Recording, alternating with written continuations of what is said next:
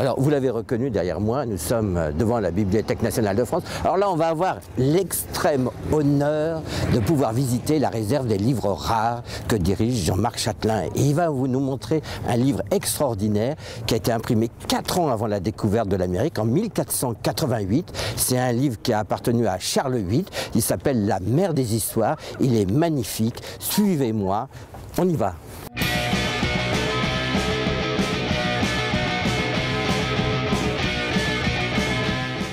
Jean-Marc Chatelain, merci de nous recevoir dans le sein des saints de la Bibliothèque nationale.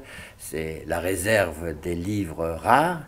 Et vous allez nous présenter peut-être l'un des fleurons de la réserve, ce livre imprimé qui date du XVe siècle, imprimé donc par Pierre le Rouge, qui était considéré comme le premier libraire et imprimeur du roi. Alors, est-ce que vous pouvez nous présenter ce magnifique livre en 2 tomes ? Oui, c'est en effet un chef-d'œuvre de l'impression du XVe siècle, réalisé, vous venez de le dire, par Pierre le Rouge, qui est le premier à avoir porté le titre d'imprimeur et libraire du roi à la fin du XVe siècle. Il a publié cette grande chronique universelle dans les années 1488-1489. Elle est réalisée en 2 volumes. Vous voyez du coup que c'est quelque chose de tout à fait imposant par ses dimensions. Et c'est un livre d'esprit tout à fait médiéval, une chronique générale du monde, tout à fait médiévale, qui mêle toutes sortes de choses. Écrit en français. À l'origine, c'est une chronique qui est en latin. Et ce qui est publié ici, c'est une traduction française. Et le propre de cette traduction française qui date donc des années 1480, c'est qu'on y a ajouté une chronique des rois de France.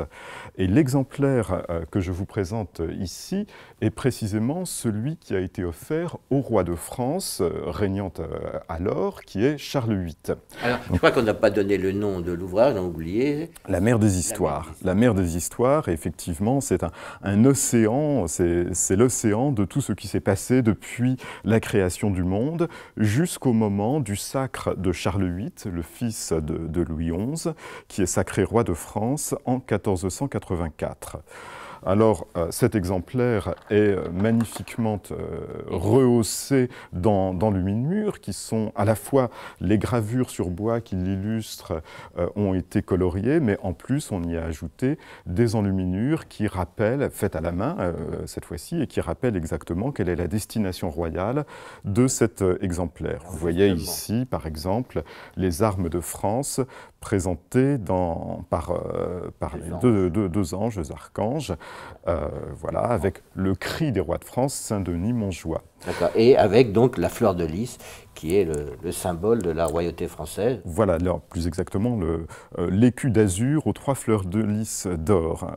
J'ajoute ça parce que c'est un peu important pour comprendre ce qui fait le propre du second volume. Où ce second volume est celui qui contient justement la chronique des rois de France. Et, le départ, ça part de Clovis. Voilà, jusqu'à Charles VIII, qui est le roi régnant. Monsieur Chatelain, merci beaucoup pour nous avoir montré cet admirable ouvrage.